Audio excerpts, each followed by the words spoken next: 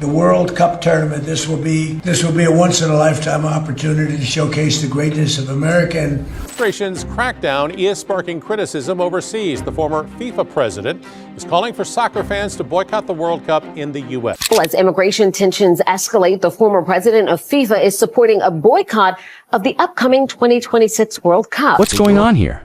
The 2026 World Cup was supposed to be the biggest celebration of soccer in history, the first ever hosted by 3 countries together, and the first time in nearly 3 decades that the United States would welcome the World Cup back on an unprecedented scale. But instead of pure excitement, a very different wave is spreading across global social media. Fans from Europe, Africa, and the Middle East are announcing they're canceling their tickets. How did a global sporting event end up facing this level of backlash? To understand why the boycott movement is gaining traction, you have to look at the broader political climate in the United States as it prepares for World Cup 2026. In recent years, U.S. immigration policy has gone through significant changes. Visa rules have tightened, processing times have stretched longer, and documentation requirements have become more complex. For many international fans, that alone creates a serious psychological barrier. But it goes beyond paperwork. Fans from parts of Africa, the Middle East, and South Asia have voiced concerns about being subjected to intense questioning, or even temporary detention upon entry into the United States. These fears aren't coming out of nowhere. International human rights groups have documented cases in recent years of travelers encountering serious difficulties at U.S. ports of entry. On social media, personal stories are spreading fast. A fan from Nigeria says his visa was denied without a clear explanation. A family from Pakistan worries that even a minor mistake in their application could lead to deportation. Not every story has been independently verified, but in the age of viral content, perception can move faster than proof. And once doubts about personal safety start to circulate, trust in a global event begins to erode. Exactly what seems to be happening with the 2026 World Cup. What should have been a celebration of unity is now being viewed through a lens of risk, legal risk, security risk, and even risk to personal dignity. The question is, are U.S. officials and FIFA fully aware of this shift? And what, if anything, have they done to address these concerns? As the boycott conversation grows louder online, major voices are stepping in. Sepp Blatter, the former FIFA president, who once played a key role in bringing the World Cup back to the United States, made a statement that sent shockwaves through the soccer world. He urged fans to carefully consider their decision before traveling to America for the tournament. That's a striking signal, especially coming from someone who once championed the U.S. as a host. In Europe, the conversation is picking up steam. Some politicians and organized supporter groups are openly asking whether national football federations should issue formal travel advisories to fans. And a few have even floated the idea of protective measures for citizens who choose to travel to the U.S. Everything from expanded legal assistance to dedicated emergency hotlines during the tournament. Major human rights organizations, including Amnesty International and Human Rights Watch, haven't stayed quiet either. They've argued that any barriers perceived to be based on nationality or religion run against the global spirit of the World Cup, a tournament built on the ideals of equality and unity. Asterisk. And yet, here's what's striking. Most national football federations and FIFA itself have not taken an official position supporting or rejecting the boycott movement. The tournament is still moving forward as planned. Matches are being scheduled, host cities are preparing, and tickets are going on sale. But that silence in the middle of growing anxiety is creating a dangerous vacuum. And into that vacuum, doubt and uncertainty are creeping in.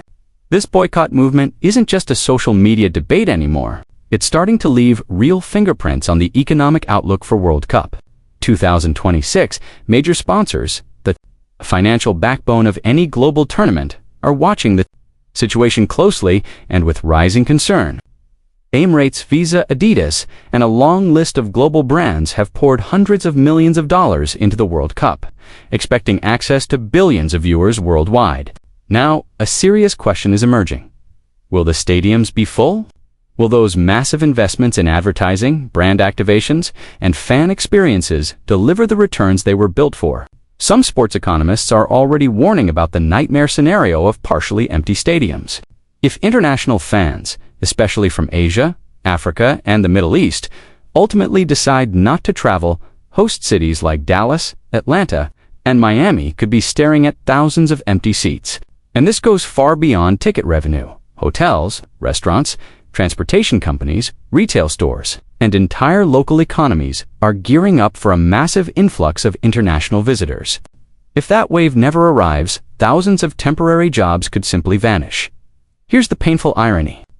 World Cup 2026 has been projected to generate roughly $5 billion for the U.S. economy.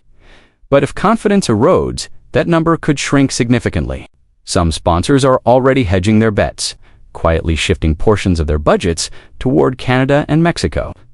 Co-hosts with more stable political optics and comparatively more open entry policies. The tournament may be shared across 3 nations, but right now, the reputational risk doesn't appear evenly distributed. This is the first real sign that trust may be shifting, and when money moves, power tends to move with it, while the United States faces growing skepticism. A very different story is unfolding just north and south of its borders. Canada and Mexico, the 2 co-host nations, are increasingly being seen as symbols of stability and openness. Cities like Toronto, Vancouver, Mexico City, and Guadalajara aren't just infrastructure ready, they're sending a clear message. Everyone is welcome here. Canada's entry policies are widely viewed as transparent and predictable. With no nationality-based bans, no public perception of discrimination, a clearly outlined visa process, and generally efficient processing times. Most importantly, international fans say they feel safe traveling there. Mexico, with its deep soccer culture and long history of hosting major tournaments, is also drawing positive attention. Fans from South America and Europe have openly expressed a preference for attending matches in Mexico rather than the U.S., not just because of geography, but because of the feeling of being genuinely welcomed. The contrast couldn't be sharper. On one side, tighter controls, rising anxiety, and political tension. On the other, openness, confidence, and a visible spirit of unity. Few people anticipated that World Cup 2026 would reach this kind of turning point. The tournament will still go ahead, but the center of gravity in terms of global trust and perception appears to be quietly shifting away from the United States. At its core, this boycott movement is not simply a public relations problem for the organizers. It has become a genuine test of soft power, the capacity of a nation to attract, inspire, and lead not through authority or force, but through the values it projects to the world. This is far from the first time that global sport and politics have found themselves on a collision course. The Olympics have endured boycotts, and previous World Cups have not been without controversy. But 2026 carries a distinction that sets it apart from anything that came before. This is the first World Cup unfolding entirely within the age of fully amplified social media. Where anxieties and grievances no longer stay local, they scale globally within hours. In today's interconnected world, trust functions as a form of currency. And when a host nation is seen as struggling to genuinely welcome the world, the consequences extend well beyond lost ticket sales or reduced hotel bookings. What is truly at stake is something deeper: influence and a country standing within the global order. Canada and Mexico, meanwhile, are quietly but steadily building their reputations as reliable, welcoming, and forward-looking hosts. The advantage they are gaining will not be measured in goals scored or trophies lifted. It will be measured in how the world chooses to remember them and whether the warmth they extended to global visitors long outlasts the final whistle. This is an independent analysis and commentary based on publicly available reporting and international social media discussions. The content does not represent the views of FIFA, the United States government, or any organization or individual mentioned. References to policy, security issues, or public figures are provided solely to give context and help viewers better understand the broader global implications surrounding World Cup 2026.